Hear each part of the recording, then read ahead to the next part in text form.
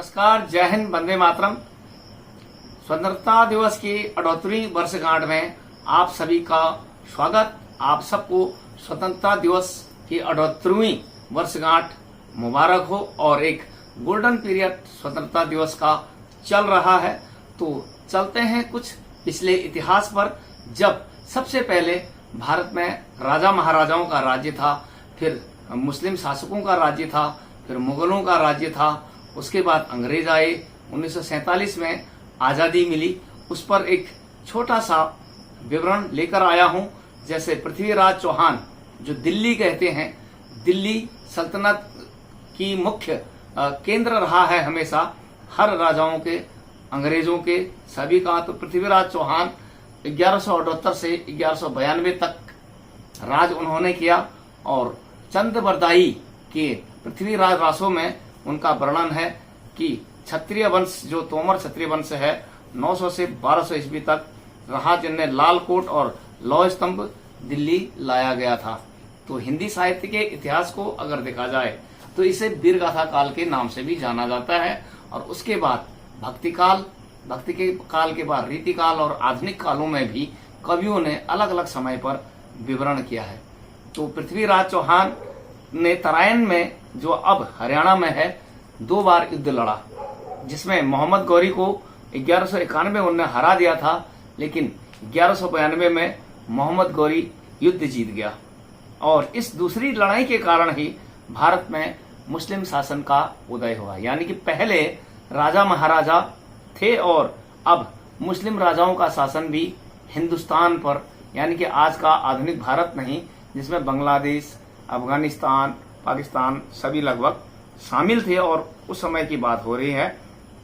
और 1205 में फिर मोहम्मद गौरी, जिन्होंने मुस्लिम, यहाँ पर याद रखना ये मुगल वंश की बात नहीं हो रही है, मुस्लिम शासन की बात हो रही है। तो 1205 में फिर वह भारत आया और उसे खोखर जाट समुदाय से युद्ध किया और कुछ सिया विद्रोहियों से उनका युद्ध हुआ। सिंधु नदी किनारे दम्यक में उनकी हत्या कर दी और उन्हें गजनी, जैसे एक पिक्चर भी बनी हुई है गजनी उनकी लाश ले जाई गई और वहां दफना दिया गया। ये घटना है 15 मार्च 1206 की। मोहम्मद मुइजुद्दीन 1202 से 1206 तक इन्होंने राज्य किया। यानी इनका मोहम्मद गौरी का नाम था मोहम्मद मुइजुद्दीन। मोहम्मद यानी गौर वंश के होने के कारण उनको मोहम्मद गौरी कहा जाता था। उनके गुलाम थे कुतुबुद्दीन ऐबक, वफादार गुलाम, और वह पहला शासक बना और उनने फिर वहां पर से गुलाम वंश की शुरुआत की। इस प्रकार से यदि इनकी वंशजों की श्रृंखला देखी जाए तो दिल्ली सल्तनत में उत्तर भारत में प्रमुख 5 वंश इस प्रकार से हैं। नंबर 1 गुलाम वंश, 1206 से 1290 तक कुतुबुद्दीन ऐबक इसके संस्थापक रहे। फिर खिलजी वंश आया, अलाउद्दीन खिलजी 1290 से 1320।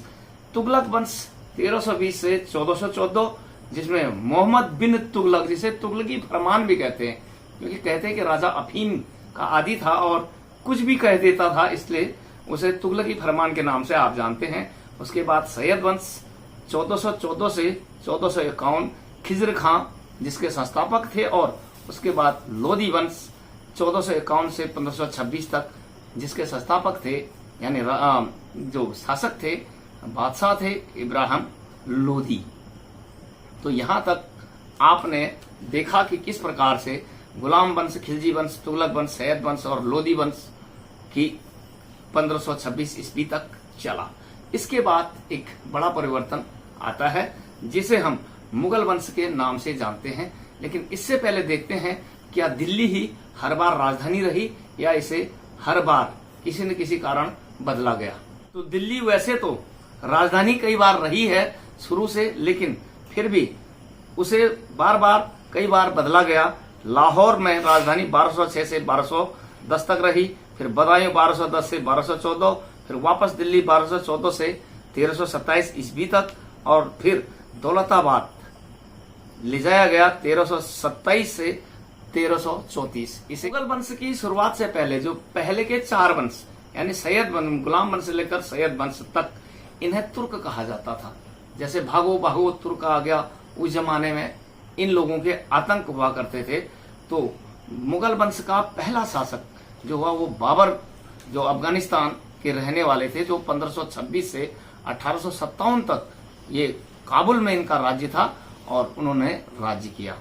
पहला शासक बाबर तुर्क और सुन्नी मुसलमान थे और इनकी बेगमें थी 11 और बच्चे 20 थे और सबसे बड़े बच्चे का नाम था हुमायूं।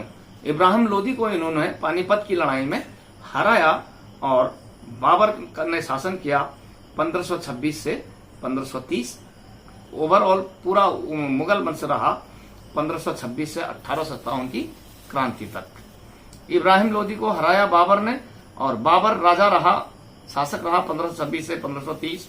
फिर हुमायूं, अकबर, जहांगीर की बात इसलिए करते हैं क्योंकि जहांगीर 1605 से 1627 ईस्वी तक राज्य किया, जब उदय हुआ ईस्ट इंडिया कंपनी का और अंग्रेजों का आगमन और मुगलों का साम्राज्य कब तक साथ साथ चला।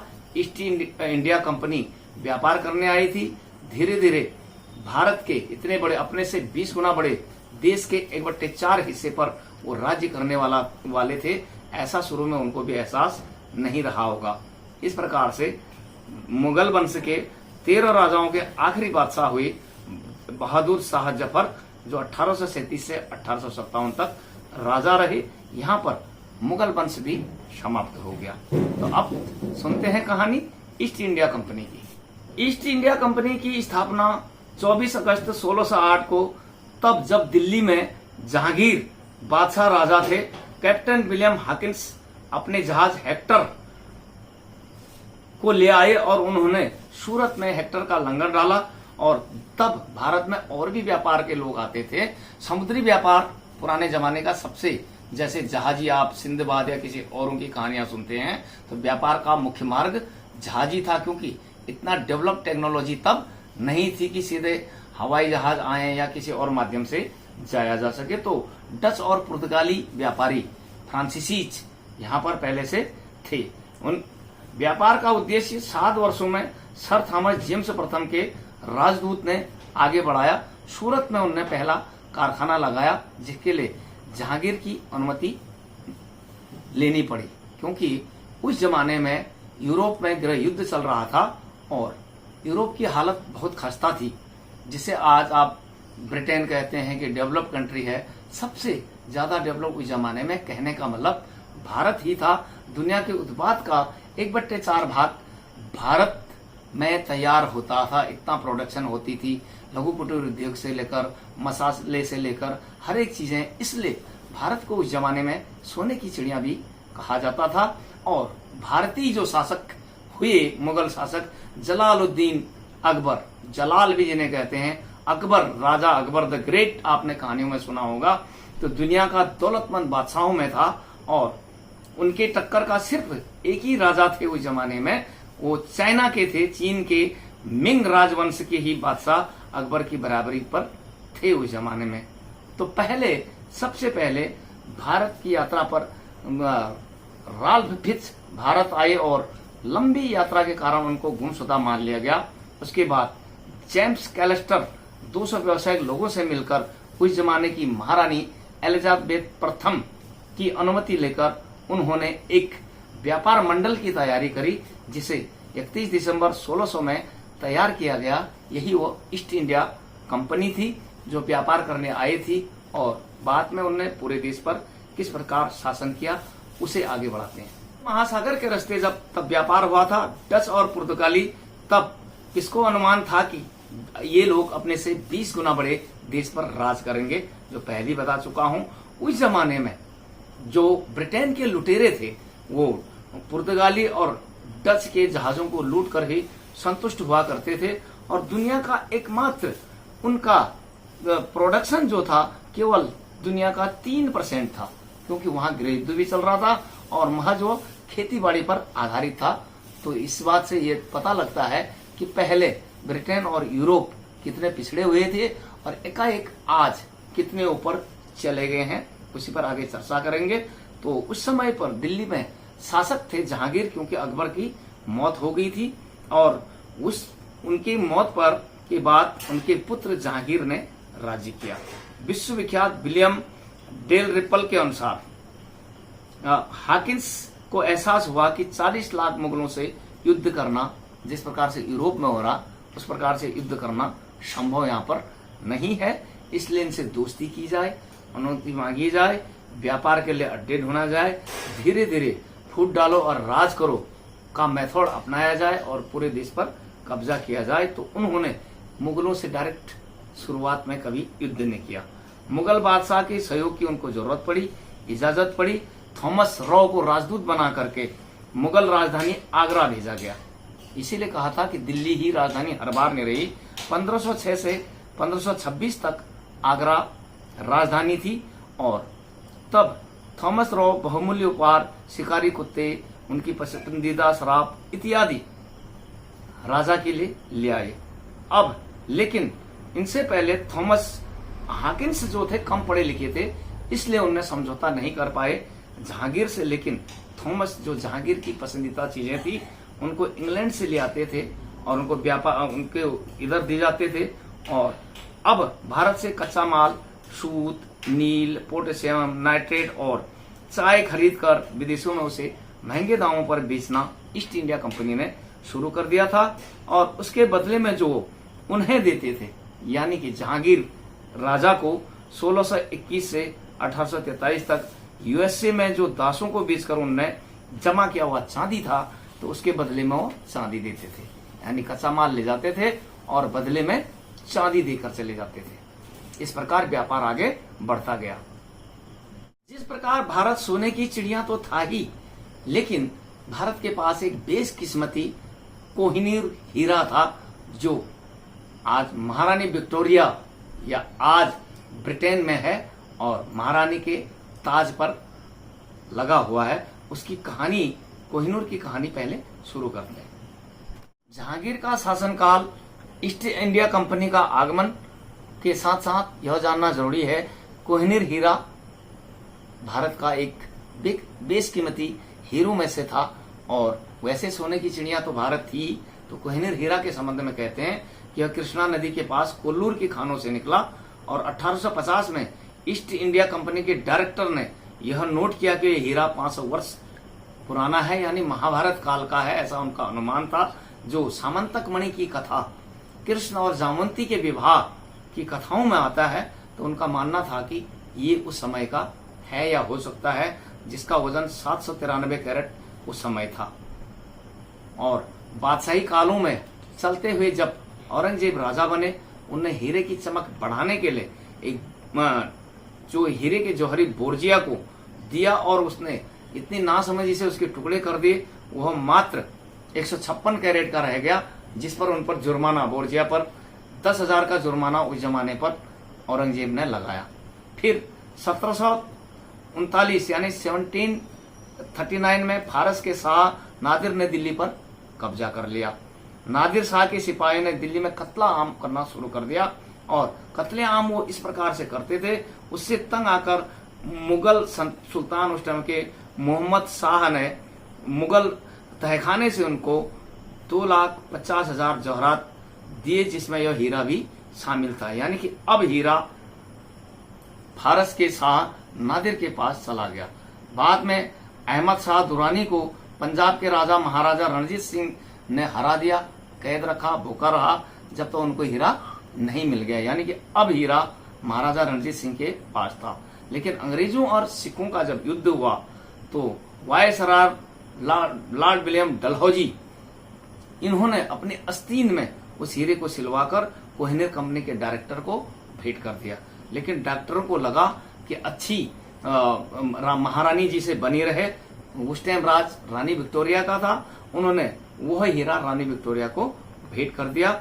यह घटना 29 मार्च 1849 की है और 29 मार्च 1849 में रानी ने यह हीरा अपने ताज पर जड़वा दिया।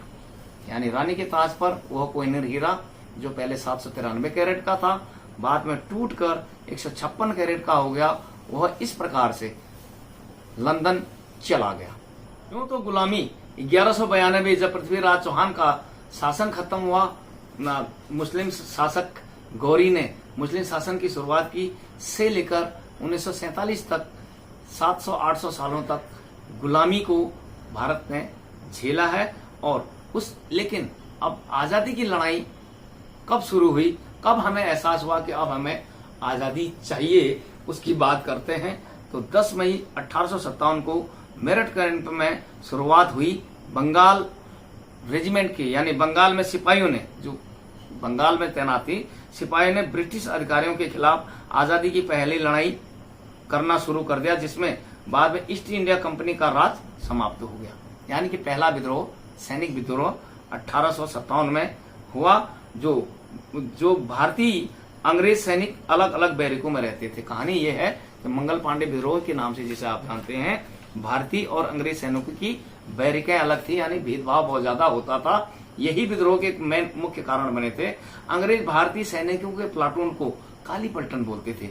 आज भी काली पलटन और भगत लाइन मेरठ में है। मेरठ कैंट में मैं खुद नौकरी कर चुका हूं और वहां पर एक मंदिर था, शिव मंदिर में हिंदू सैनिक पूजा करते थे। और पहला विद्रोह की लड़ाई वहीं पर शुरू हुई, जिसमें 29 मार्च को 14वीं बंगाल नेटिव इन्फेंट्री, बेनाई कहते थे उस टाइम पर, सिपाही मंगल पांडे ने ब्रिटिश अधिकारी पर गोली चलाई।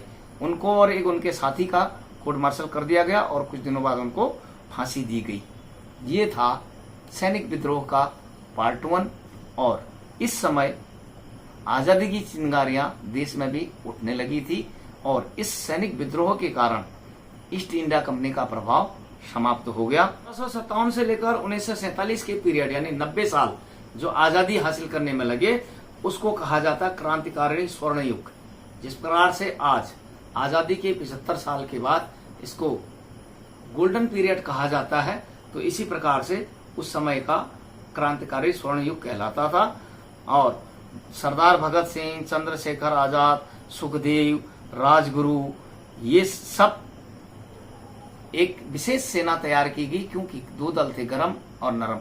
गांधी जी अहिंसावादी थे और उन्होंने सविनय अवज्ञा आंदोलन चलाया हुआ था।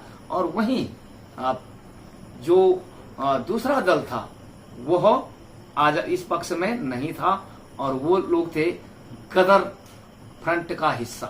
तो जो गदर फ्रंट था उसी में ये लोग सब शामिल थे। और उन लोगों 1928 में लाहौर के ब्रिटिश जूनियर पुलिस अधिकारी जॉन सैंडर्स को गोली मारकर हत्या कर दी, जिसके आरोप में सरदार भगत सिंह, राजगुरु और सुखदेव को फांसी दी गई। क्योंकि चोरा चोरी के आंदोलन जो किसानों ने किया था 5 फरवरी 1922, जिसमें गांधी जी ने उनका साथ नहीं दिया, ऐसा किताबें कह रही हैं, उसके बाद उनका मोह भंग हो गया। पहले सरदार भगत सिंह भी गांधी जी के ही अनुयायी थे और वायसराय लॉर्ड इरविन ने विशेष ट्रिब्यूनल गठित की और उन्होंने गांधी से मिले। और 20 मई 1921 को सुभाष चंद्र बोस का सैन्य अभियान पर, सुभाष चंद्र बोस भी थे, उन सबको रिहा कर दिया। लेकिन इन तीनों को, भगत सिंह, राजगुरु और सुखदेव को फांसी की सजा हो गई। ये सजा फांसी मार्च 23, 1931 को दे दी गई। कहा जाता है 24 मार्च फांसी का दिन था, लेकिन दबाव में, ताकि इन्हें आजाद न करा लें, हिंदुस्तान में विद्रोह न हो, इनको फांसी दे दी गई तीनों को। इस प्रकार से आजादी की लड़ाई आगे बढ़ ही रही थी। तो सुभाष चंद्र बोस भी पहले गांधी जी को बहुत मानते थे और गांधी जी से वो 20 मई 1921 को मिले, लेकिन चोरा चोरी का आंदोलन या उनकी नरम नीति पसंद नहीं आई। फिर भी वो कांग्रेस में बने रहे।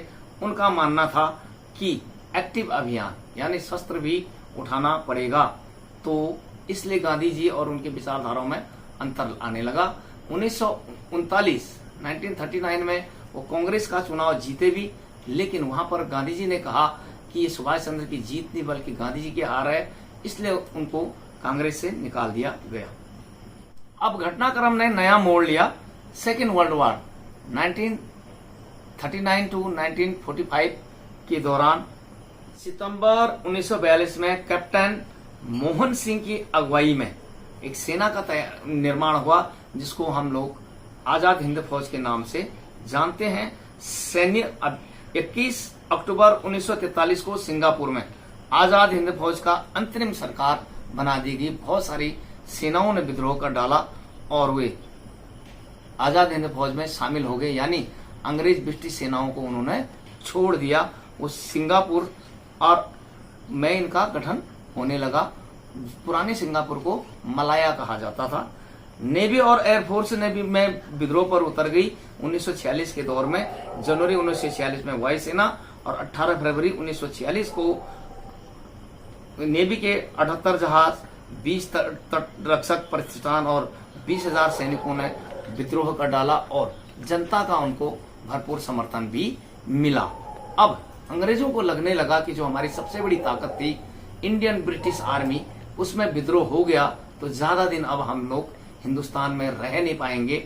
इसलिए 15 अगस्त 1947 को देश आजाद हो गया। आजादी की लड़ाई में योगदान नेताओं ने, जिनको फांसी दी गई उन लोगों ने, सरदार भगत सिंह हों, राजगुरु हों, सुखदेव हों या चंद्रशेखर आजाद और सुभाष चंद्र बोस, इन सब ने योगदान दिया। लेकिन ये बात भी प्रमुख है कि द्वितीय विश्व युद्ध का जो आखिरी ताबूत में कील ठोकी थी वो सुभाष चंद्र बोस ने ठोकी थी कि जापानीज के समर्थन में जापान में लड़ाई लड़ने के बजाय जापानियों से मिलकर इस बात का फायदा उठाया जाए कि यूरोप अभी लड़ाई में उलझा हुआ है, उल्टा अंग्रेजों पर अटैक किया जाए जिससे ये देश को छोड़ दें। ये सुभाष चंद्र की नीति थी। ये भी भारत को आजाद कराने में अहम मानी जाएगी। रासबिहारी और सुभाष चंद्र बोस और कैप्टन मोहन सिंह की अगुवाई में आजाद हिंद फौज का पूर्ण गठन होने के बाद उन्होंने दिल्ली कूच के लिए प्लान किया, क्योंकि उससे पहले सिंगापुर 1943 के प्रारंभ तक उन लोगों ने एक फौज पूरी रूप से ऑर्गेनाइज कर ली थी, जिनके उनके पास 2 बटालियनें हो गई थी। और उन्हें दिल्ली कूच से पहले कैप्टन मोहन सिंह, जिनने जापानियों को आजाद हिंद फौज की अगुवाई के लिए सुभाष चंद्र बोस का नाम सुझाया था, और पनडुब्बी से लंबा सफर करते हुए 1943 में दक्षिण पूर्व एशिया पहुंचे और वहां से उन्हें आजाद हिंद फौज के लिए 5 जुलाई 1943 को सिंगापुर टाउन हॉल की सभा में उन्होंने दिल्ली चलो का उद्घोष किया और 31 अक्टूबर 1943 को अस्थायी आजाद हिंद फौज का गठन कर दिया गया था। जीत के लिए उन लोगों ने गांधी जी से आशीर्वाद भी मांगा था और उस समय पर प्रसिद्ध नारा था सुभाष चंद्र बोस का, तुम मुझे खून दो मैं तुम्हें आजादी दूंगा। इस प्रकार आजाद हिंद फौज की, जैसा कह रहा हूं कि 2 रेजिमेंटों ने 8 मार्च 1944 को और 22 जून 1944 तक युद्ध जारी रखा। जापान का ढीला ढाला रवैया और पूर्ण सहयोग न मिलने के कारण टकराव बर्मा की पहाड़ियों की पोपा में अंग्रेजों के साथ युद्ध हुआ। एक तरफ भारत अंग्रेज समर्थित सेना और दूसरा सुभाष चंद्र समर्थित सेना आपस में लड़ने लगी, लेकिन इस प्रकार से युद्ध में उनकी जीत नहीं हो पाई। अंततः 18 अगस्त 1945 को ताइवान के ताइडोके हवाई अड्डे पर यानी ताइवान के जो ताइडोको हवाई अड्डा है उसमें कहा जाता है कि उन हवाई जहाज की दुर्घटना में उनकी मृत्यु हो गई, लेकिन ये हमेशा के लिए एक अनसुलझी पहेली रह गई। तो जिस प्रकार से सुभाष चंद्र बोस का फैसला रहा, उनने आजादी की अंतिम कील ठोकी। एकदम यूरोप में युद्ध चल रहा है, जापान इनकी गर्दन पर चढ़ा हुआ है, यही मौका है कि इनसे सत्या हत्या लो। और वास्तव में अंग्रेज अब भयभीत हो गए थे, क्योंकि सबसे बड़ी ताकत भारतीय ब्रिटिश आर्मी उनके हाथ से निकलने लगे। इसीलिए शायद 1942 के दौर के बाद उन्होंने विक्टोरिया क्रॉस देना भी बंद कर दिया था। बर्मा की लड़ाई जो अंग्रेज समर्थित सेनाओं ने लड़ी, वहां पर वो इंडियन ऑर्डर ऑफ मेरिट और भारतीय विशिष्ट सेवा मेडल यानी IDSM और IOM दिया करते थे। भारत और पाकिस्तान एक ही दिन आजाद हुए 15 अगस्त 1947 को, लेकिन 14 अगस्त एक दिन पहले 14 अगस्त को पाकिस्तान स्वतंत्रता दिवस मनाता है और जो भारत है वो 15 अगस्त को मनाता है, क्योंकि संविधान उनका बनने में 26 साल लग गए और अंततः 14 अप्रैल 1973 को नया संविधान उनका लागू हुआ। शायद ये भी एक कारण हो सकता है कि वो एक दिन पहले अपना स्वतंत्रता दिवस मनाते हैं। तो ये थी एक कहानी, एक विश्लेषण कि किस प्रकार से जनता ने, स्वतंत्रता संग्राम सेनानियों ने, सैनिकों ने मिलकर 1857 की क्रांति हो या फिर 1942 से लेकर 45 के दौर का आजाद हिंद फौज का निर्माण और भारतीय सैनिकों का विद्रोह, नौसेना और एयरफोर्स का विद्रोह 1946 का, इन सब को देखते हुए किस प्रकार अंग्रेज भयभीत हुए होंगे और देश को छोड़कर चले गए होंगे। तो ये एक प्रश्न बना रहेगा कि क्या सैनिकों ने सहयोग नहीं किया? सैनिकों का सहयोग इस लड़ाई में कितना रहा, आजादी की लड़ाई में? इससे संबंधित कुछ प्रश्न इस प्रकार रख रहा हूं। क्या 1857 की क्रांति से लेकर 1942 में बने आजाद हिंद फौज और 1946 के नेवी और एयरफोर्स के विद्रोह से अंग्रेज घबरा गए थे? सवाल नंबर 2, क्या सैनिक क्रांति और विद्रोह के बिना आजादी क्या संभव थी? इसी प्रकार सुभाष चंद्र बोस और गांधी जी की विचारधारा में मतभेद क्यों था? सुभाष चंद्र बोस स्वराज की मांग करते थे, आजादी की मांग करते थे, जबकि गांधी जी स्पेशल स्टेटस की बात कर रहे थे। 1939 में कांग्रेस का चुनाव जीतने के बाद भी सुभाष चंद्र बोस जी को कांग्रेस क्यों छोड़नी पड़ी या उनको हटाया क्यों गया? क्या सदियों की गुलामी के दौर से लेकर आज तक आजादी के 78 साल के बाद भी हम लोग मानसिक सोच से, अपने तौर तरीकों से, अपनी आदतों से, सोच और व्यवहार से क्या आज भी हम गुलाम हैं? अंतिम क्वेश्चन, भारत को क्या आज 78 साल आजादी के होने के बाद जिस प्रकार सोने की चिड़िया समझा जाता था ईस्ट इंडिया कंपनी या उससे पहले मुगल सल्तनत के लोग, और अब तक क्या विश्व हमें एक आर्थिक बाजार यानी इकोनॉमिक हब की तरह देखता है? इस प्रकार से एक ये विश्लेषण, आज आजादी के 78 साल हो गए हैं। आप सभी को 78वां स्वतंत्रता दिवस की बहुत बहुत बधाइयां हो और कमेंट बॉक्स में अपनी राय जरूर दें और बने रहें परिहार विजय पथ के साथ। जय हिंद, नमस्कार, वंदे मातरम।